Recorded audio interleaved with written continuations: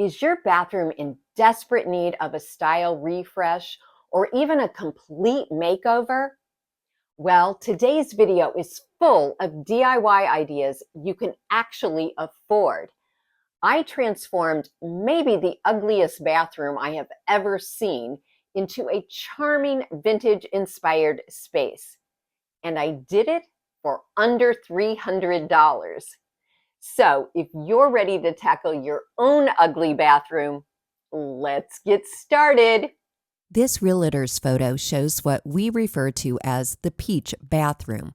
When we moved in, the floor, walls, tub, sink, and countertop were all peach. I immediately removed the weird shower doors and the wall mirror over the toilet. The tiles are mud set, which means there's about an inch of concrete behind them.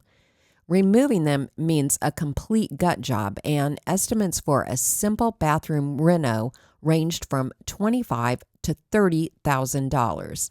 So during the pandemic, I decided to tackle this bathroom myself. I painted the tub and all the tile white with Rust-Oleum tub and tile paint, and I covered the floor tiles with vinyl peel and stick tiles.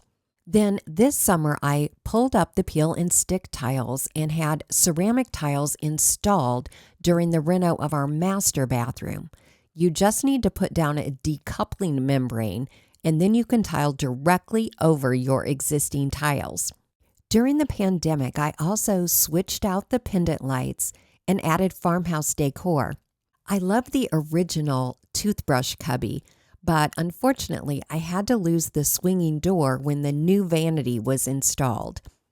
I also love this built-in medicine cabinet in the side wall. And the laundry chute is probably my home's best feature. You might be thinking this bathroom doesn't need a makeover, but the tile paint is peeling, the chrome fixtures are scratched and faded, the radiator needs a new cover, and I am just so over this farmhouse style.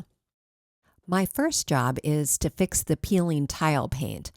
I used 100 grit sandpaper and sanded over all the peeling spots with my orbital sander until the edges were smooth and no more paint was coming loose.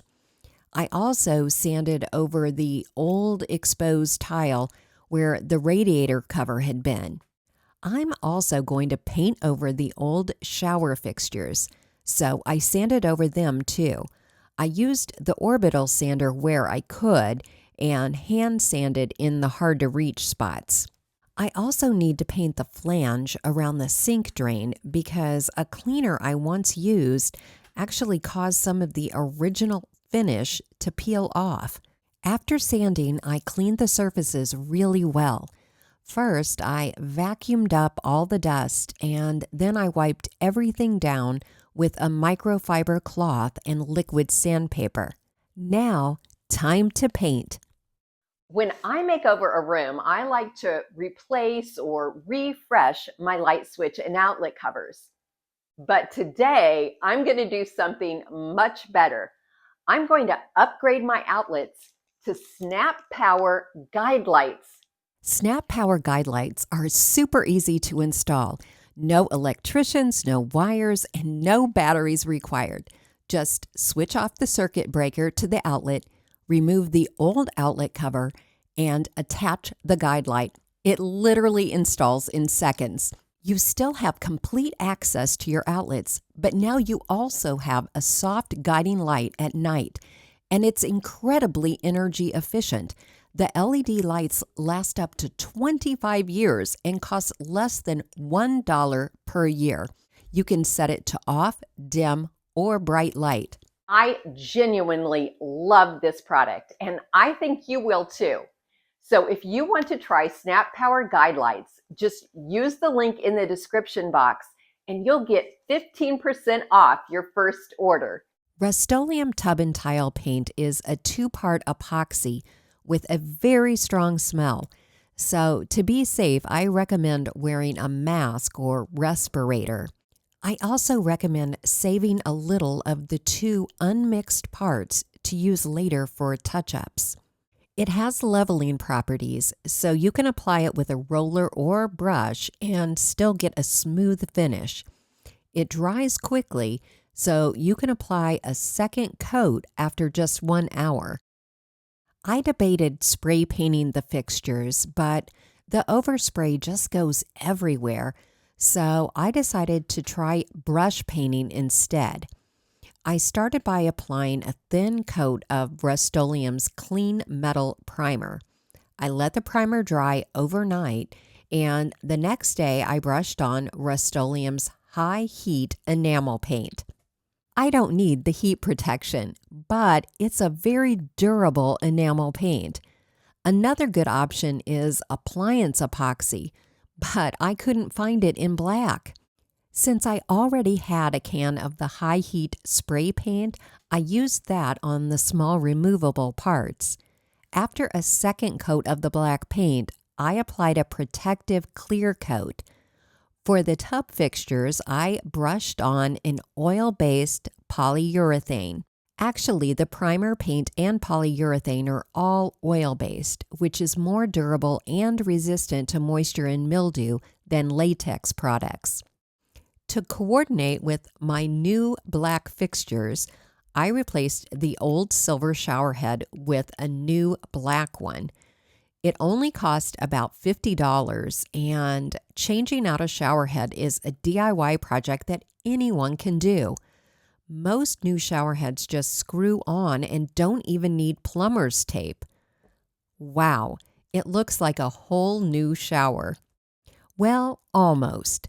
The crevice between the tub and the tiles could use some new caulk.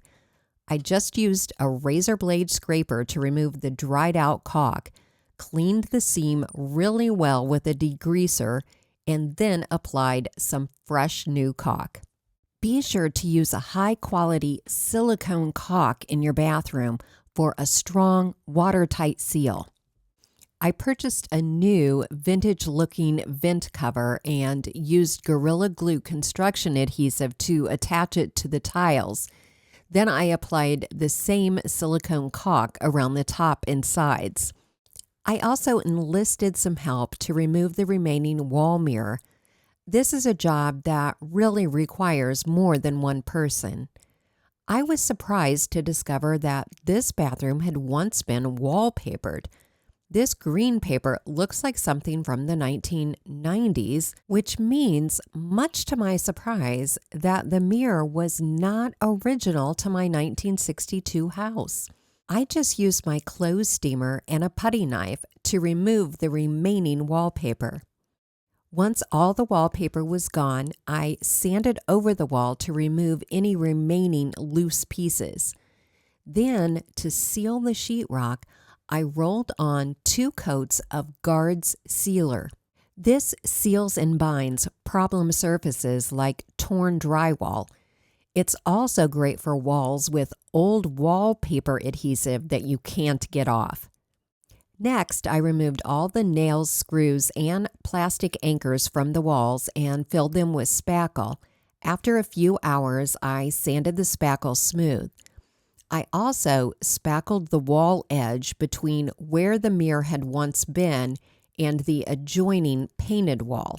When I redid this bathroom during the pandemic, I attached some architectural salvage pieces to frame out the shower. And although I still like them, I don't think they're going to fit in with the new vintage aesthetic I'm hoping to achieve. If you watch my channel regularly, then you know I love wallpaper. And to create a dark and moody vintage aesthetic in this bathroom, I chose a black peel and stick wallpaper with a botanical pattern. This is actually the same paper I used on the sides of the drawers in a recent curio cabinet makeover. I've hung peel and stick wallpaper in several previous videos, so if you want some of my best tips, I'll link a helpful video in the description box. Very simply put, cut your paper to a little longer than you need. Spray the wall with Easy Hang spray. Align the paper with a straight edge or a straight line that you've drawn. Then smooth out the paper as you gradually peel away the remaining backing paper.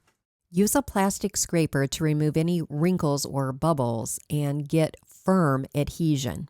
Then use a sharp blade to cut off the extra paper along the top and bottom edges. If you use a utility knife, be sure to frequently snap off a new blade.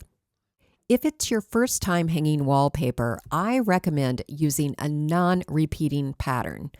Although lining up a pattern isn't difficult, it is an additional thing to remember.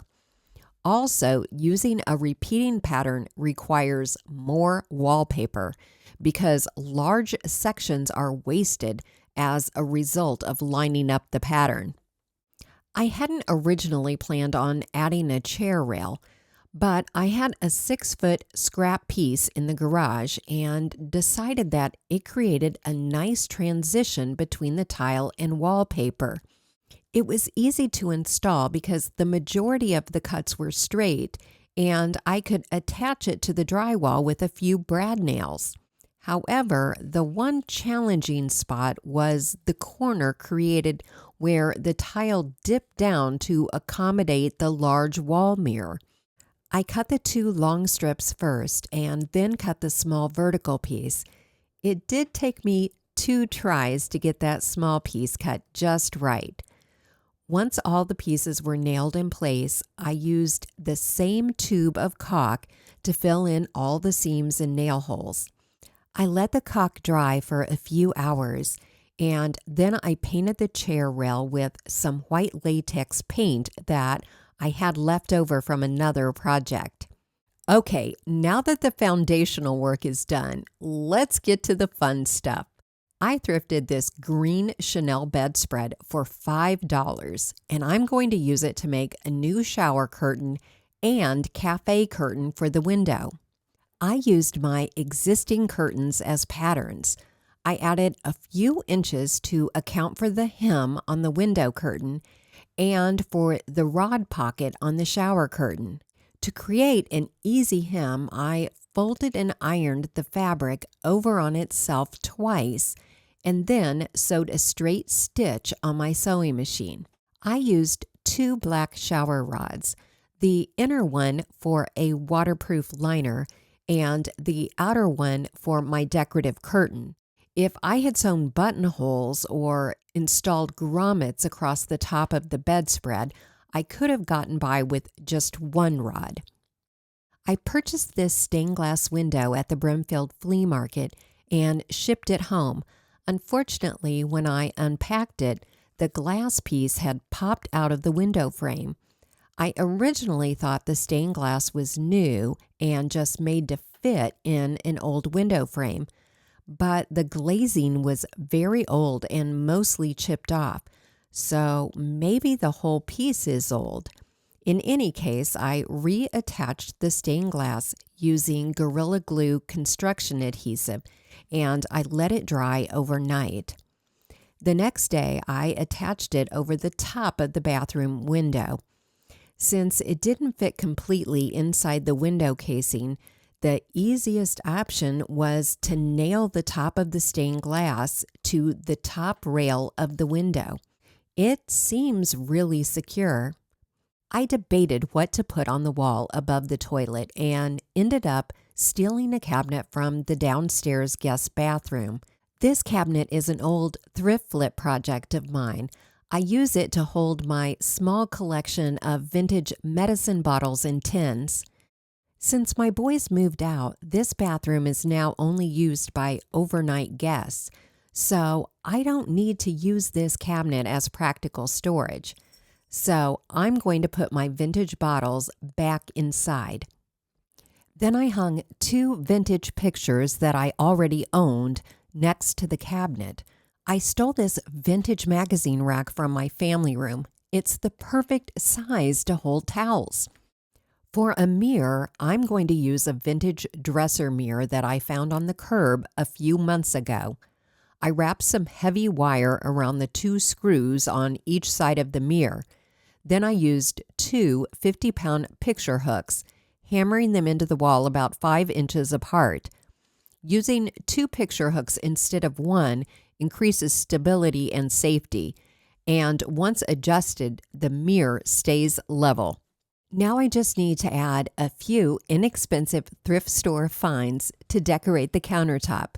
The only new thing I bought was this glass soap dispenser with soap at HomeGoods.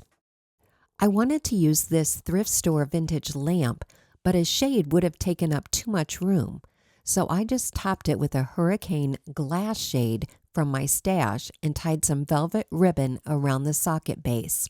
Well, this makeover's done, and here's the breakdown of my expenses. And now for the final reveal. I hope you'll let me know what you think.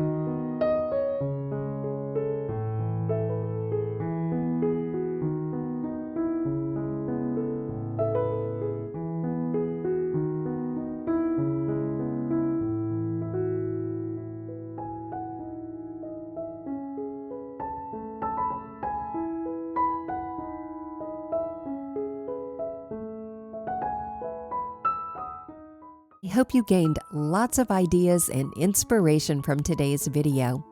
And if you enjoy room makeovers like this, here's another video I think you'll like. Thanks so much for watching. Hope to see you next week.